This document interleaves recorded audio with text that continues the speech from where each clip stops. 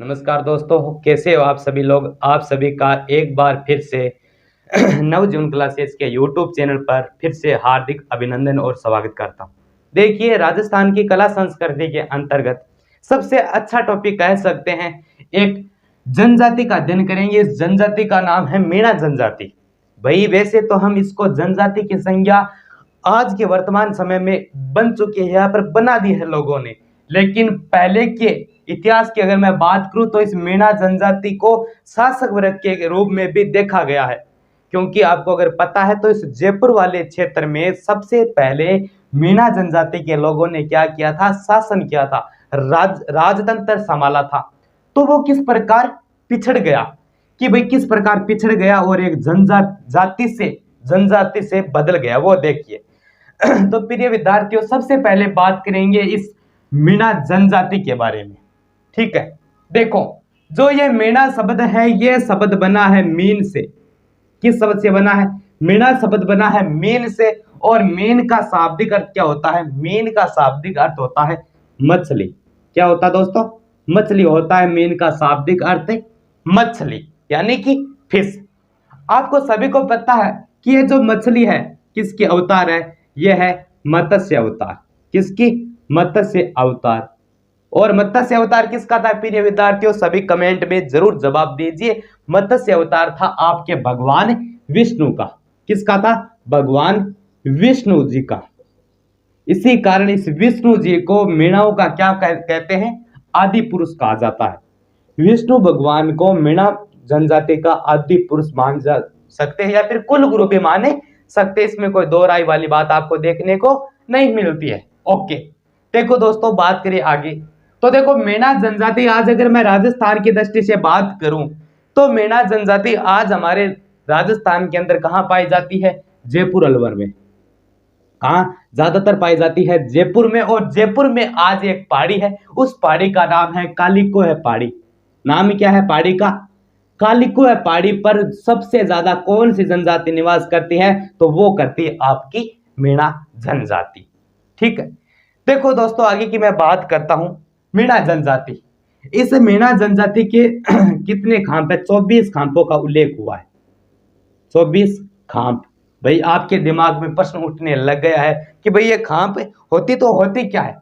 खांप, आज हम खांप क्यों क्या बोलते हैं? आज हम खांप को कहते हैं गोत्र।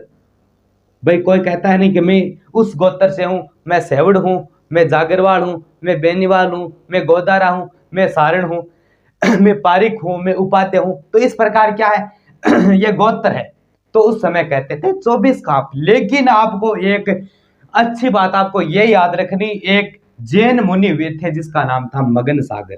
कौन? जैन मुनि मगन सागर। नाम क्या मिलता है? मगन सागर।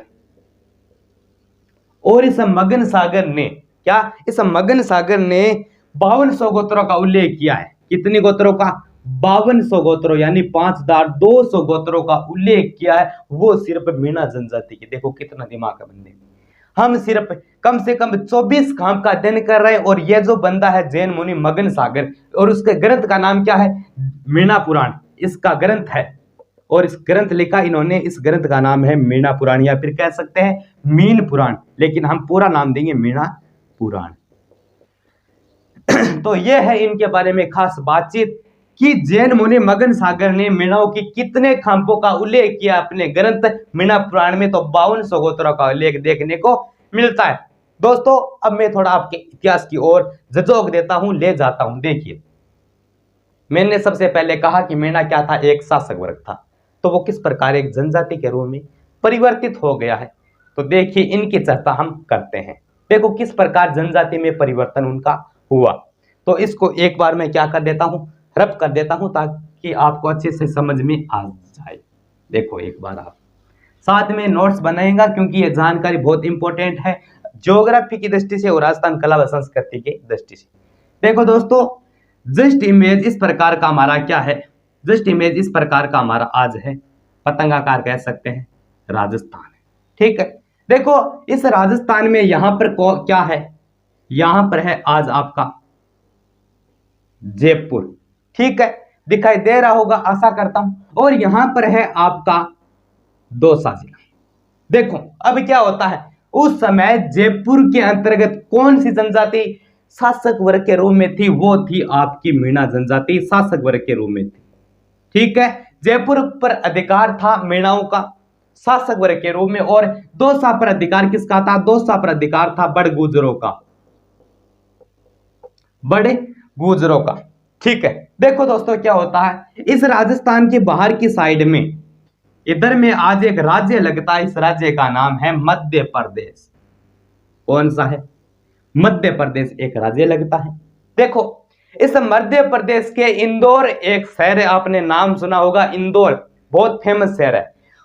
तो मध्य प्रदेश में एक जंगल था, और इस जंगल का नाम क्या है? इस जंगल का नाम है नरवर का जंगल।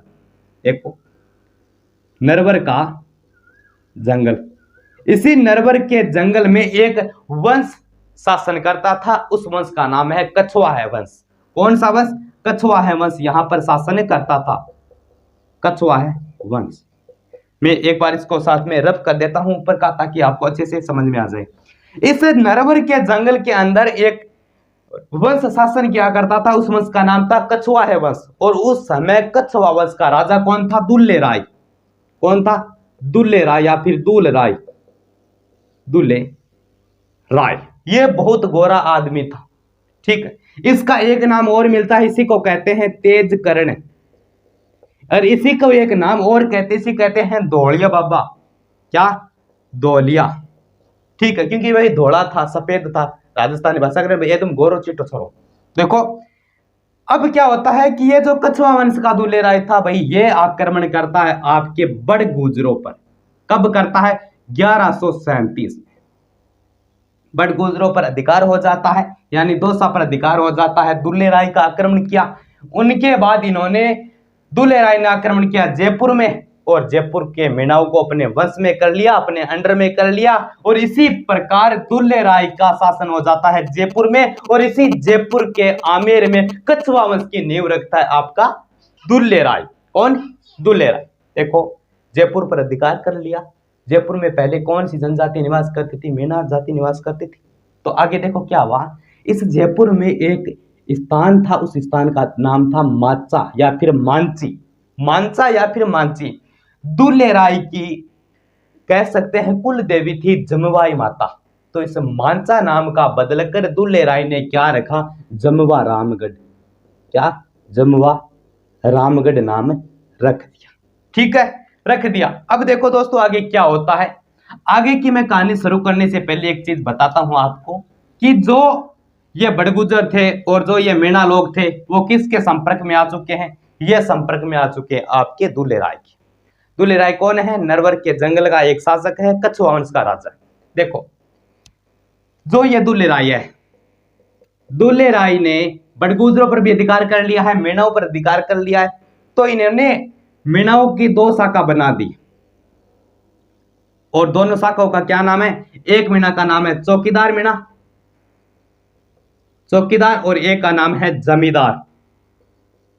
और ये जो चौकीदार मीणा हुआ करते थे वो क्या थे? अच्छे थे, यानी कि ये उच्च थे, और ये क्या थे? निम्न थे। यानी उनका काम तो राजाओं के दरबार में था, राजाओं के मंत्री के रूप में ये चौकीदार मीणा काम करते थे। लेकिन जो ये जमींदार मीणा है वो सिर्फ क्या करते थे? खेती बाड़ी के कार्यों में सलगन रहते थे। कुछ मतलब साम्राज्य का काम वगैरह हो गया तो इनके अंडर में ये काम रहता था। तो ये चौकीदार मीणा और ये जमींदार मीणा दो भागों में बांट दिया। देखो राजस्थान के इतिहासकार का अगर आपने नाम सुना है, क्या राजस्थान के इतिहासकार का अगर नाम सुना है जिन्होंने the annals and antiquities of Rajasthan the central and west Rajput state of India नामक ग्रंथ की रचना की, उसका नाम मिलता है हमें कर्नल जेम्स टोड। क्या? Colonel James Tod. Colonel James Tod. Colonel James Tod मीणाओं की सबसे प्राचीन शाखा मानते हैं, या फिर कह सकते हैं प्राचीन गोत्र मानते हैं, वो है उसाहार मीणा। कौन सी? उसाहार मीणा। ये गोत्र हैं, कुछ उल्लेख कर रहा हूं मैं। उसाहार मीणा को कर्नल जेम्स टोड क्या मानते हैं? राजस्थान के सबसे प्राचीन क्या कह सकते हैं हम? प्राचीन गोत्र कह सकते हैं, सबसे प्राचीन, सबसे प्राचीन। देखो आगे देखो प्रिय विद्यार्थियों, 2 नंबर की मैं अगर बात करूं तो ये आते हैं पुरानावासी मीणा। कौन? पुरानावासी मीणा। ये गोत्रों का उल्लेख हो रहा है। जो पुरानावासी मीणा है, आप नाम समझ सकते हो, पुराना नाम आ रहा है, यानी कि जो पहले से बसे हुए हैं, यानी यहाँ पर कौन लोग हैं? पुराने लोग हैं, तो कह दिया भाई पुरानावासी। एक नाम आता है नयावासी। क्या? नयावासी।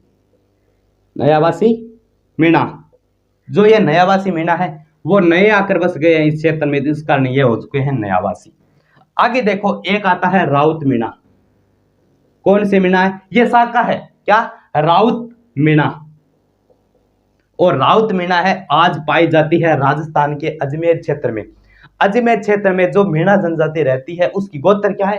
राउत मीणा। क्या है? अजमेर क्षेत्र वाली। अजमेर क्षेत्र वाली जो मीणा जनजाति रहती है उसकी गोत्र क्या है? राउत मीणा। अगली देखिए, एक आता है उजला मीणा। उजला मीणा। और ये उजला मीणा है, उजला यानी उजल चुका है सूर्य के समान। तो उजला मीणा का मतलब क्या है? कि वो किसी भी प्रकार का मांस सेवन नहीं करते हैं, कोई भी मांस नहीं खाते हैं, कोई भी मांस नहीं खाते हैं। ये उजला मीणा है, वो किसी भी प्रकार का मांस वगैरह नहीं खाते हैं। ठीक है। 6 नंबर में मीणा की अगर बात करूं कि मीणा की कौन सी है, तो यह है चमड़िया मीणा। कौन सी? चमड़िया मीणा। देखो इसमें लिखने वाले तो क्या बात है कि चमड़िया मीणा है, वो चमड़े का काम करते हैं। किसका? चमड़े का काम करते हैं, यानी कि खाल वगैरह का काम करते हैं, चमड़े का। आगे देखो 7 नंबर की अगर मैं बात करूं तो एक आता है पड़ियारा मीणा। कौन सा? पड़िहारा। देखो पड़ियारा है वो चूरू जिले ताल सफर वाला पड़ियारा नहीं है। तो जो ये पड़ियारा मीणा है ये एक प्रकार की गोत्र है। और पड़ियारा मीणा का मतलब यही होता है पाडे का मांस खाने वाले। पाडे का मांस खाते हैं, भैंस का बच्चा पाडा मांस से खाते हैं। देखो साथ में नोट्स अगर बनाओ तो अच्छी बात है, नहीं स्क्रीनशॉट आप ले लेना। पड़ियारा मीणा यानी पाडे का मांस से खाते हैं। एक आते हैं मेला मीणा। क्या? एक आता है मेला मीणा। और मेला मीणा हर प्रकार का मांस खाते हैं हर प्रकार का मांस से खाते हैं। कौन सी जनजाति के लोग हर प्रकार के मांस खाते हैं? मेला मीणा है तो मीणा जनजाति, लेकिन गोत्रों में बंटा हुआ है मीणा, मेला मीणा। आगे देखिए, एक आता है सुरतेवाल मीणा। 9 इधर हो गए, मैं इधर लिख रहा हूं। एक आ गया आपका सुरतेवाल। सुरतेवाल मीणा। देखो ये इंटरेस्टिंग फैक्ट आपको कैसा लगा ये जरूर बताइएगा, मैं बता रहा हूं आपको। जो ये सुरतेवाल मीणा है, इनकी ये गोत्र है, इनका अर्थ क्या होता है कि अन्य स्त्री से विवाह कर लेने वाला। अन्य स्त्री से विवाह करने वाला, कि अन्य स्त्री से क्या कर लेता है? शादी कर लेता है, करने वाला। ठीक है। एक आता है 10 नंबर, और 10 नंबर अंतिम है, ये आपका आता है ढेडिया मीणा। ढेडिया मीणा। तो दोस्तों जो ये ढेडिया मीणा है आज आपके गोडवाड़ प्रदेश में पाए जाते हैं, राजस्थान के गोडवाड़।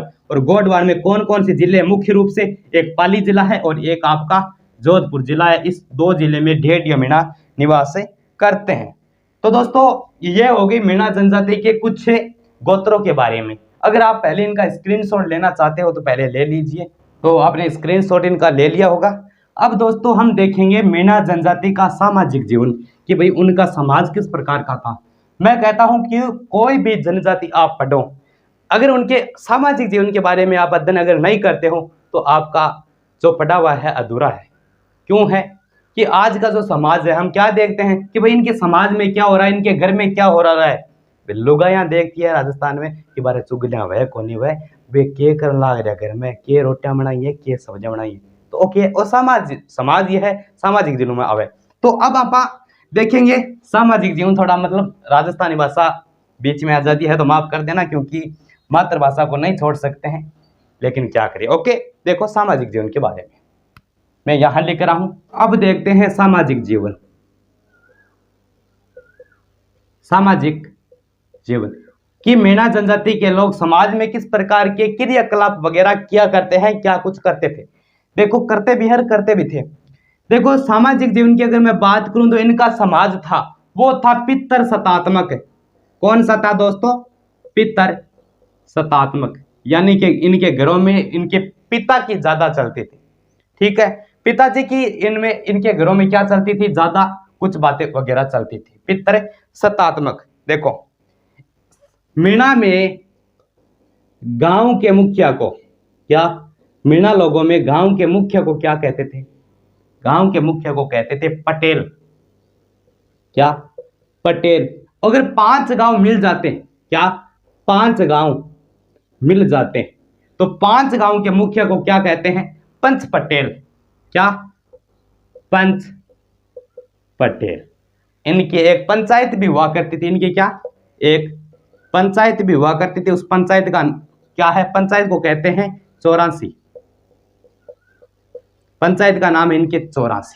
देखो इनके समाज में और किस प्रकार की प्रथा भी प्रचलित थे, क्या कुछ करते थे, क्या कुछ पहनते थे, वो सभी की चर्चा हम इस वीडियो में देखने को करने। सबसे पहले देखो इनके समाज में होता था बाल विवाह। क्या? इनके समाज में होता था एक तो बाल विवाह, ठीक है, और इनमें होता था विधवा विवाह। बाल विवाह होता था, विधवा विवाह भी होता था।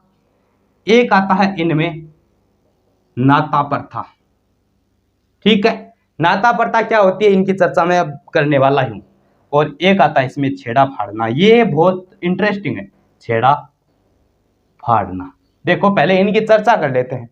बाल विवाह आप समझते हो, छोटे बच्चों की कम उम्र में शादी कर देना, वही बाल विवाह कहलाता है। विधवा विवाह की बात करें कि किसी भी स्त्री की पति की मृत्यु हो जाए तो वो विवाह कर सकती है, उसका नाम है विधवा विवाह। नाता प्रथा क्या होता है कि मान लीजिए एक औरत है, औरत ने एक व्यक्ति से शादी की, उस व्यक्ति की हत्या हो गई या फिर मृत्यु हो गई, उस व्यक्ति के भाई यानी उनका क्या हो गया, देवर हो गया, तो अपने देवर से विवाह कर सकते हैं। राजस्थानी में से कहते हैं कि भाई देवर की चूड़ी पहन लिए इन्हें। ठीक है, तो ये है नाता प्रथा की। अब छेड़ा फाड़ना क्या है? देखो छेड़ा फाड़ना को आज हम क्या कहते हैं? आज हम इसको कहते हैं तलाक। देखो इनमें तलाक किस प्रकार की होती थी वो मैं बताता हूं। कैमरामैन मेरे सामने हंस रहा है कि क्या कुछ हो रहा है, देखिए तलाक। तो देखो भाई इस प्रकार की एक स्त्री है, यहां पर एक पुरुष है यानी इसका पति है, इनके मध्य देखो तलाक संबंध किस प्रकार से बनते हैं मैं आपके सामने स्पष्ट रूप से रखना चाहता हूं। देखो ये जो स्त्री है तलाक लेने से पहले ये अपना पल्लू, अपनी साड़ी का पल्लू फाड़ लेती है। क्या? अपनी साड़ी का पल्लू फाड़कर अपने हाथ में ले लेती है। ये मतलब क्या हो गया? साड़ी का पल्लू हो गया।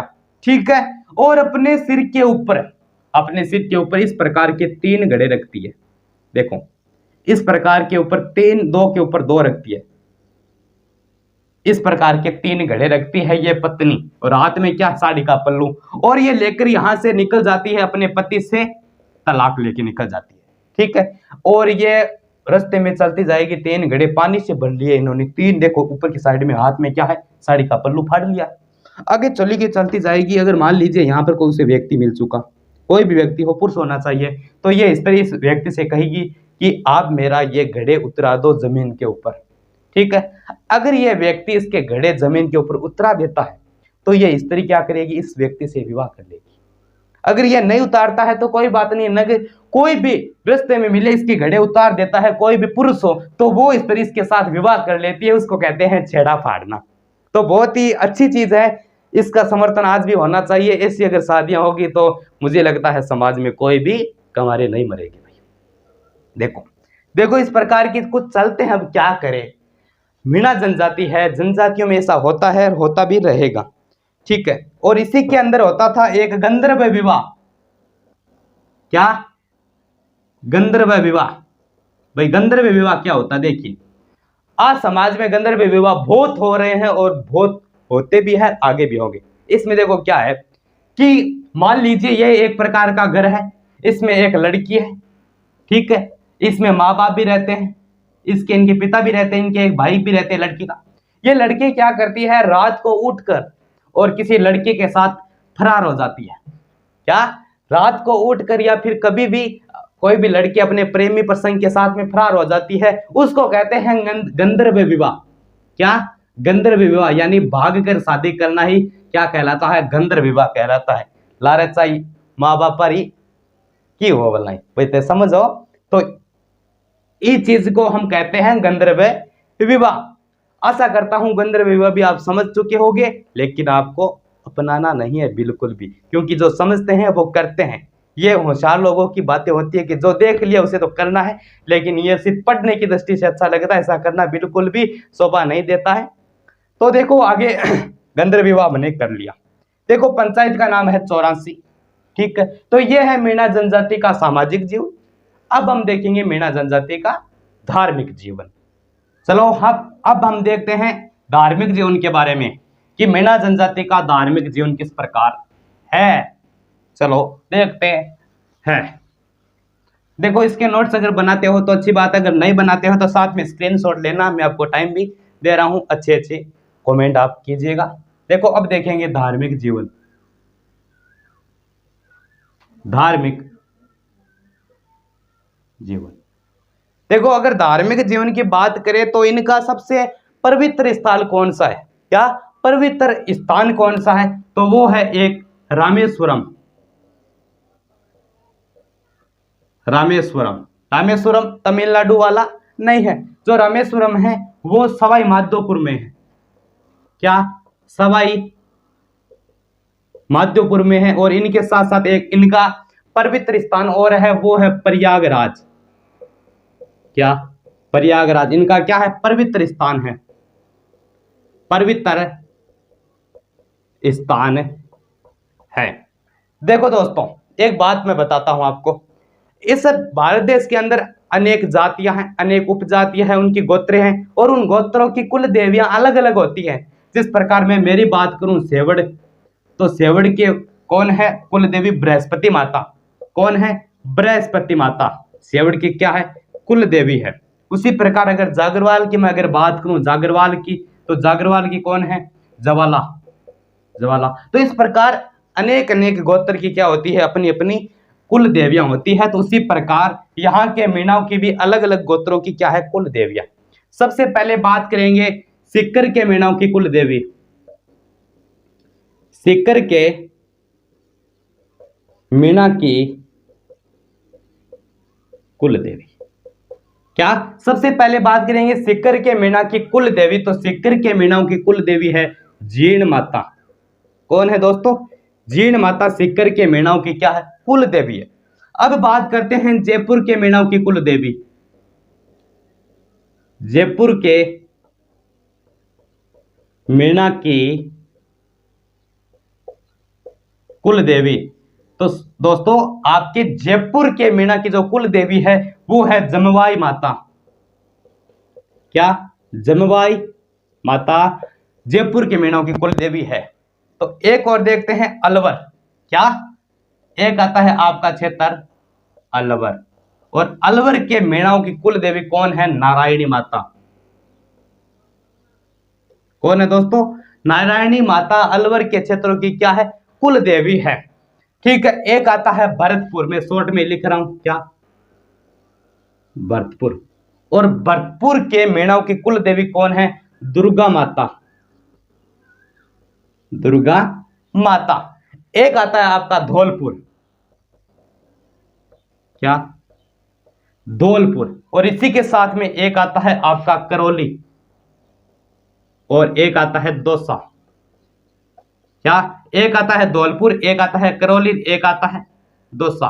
इन तीनों के मीणाओं की कुल देवी कौन है? इन तीनों की है केला देवी। क्या?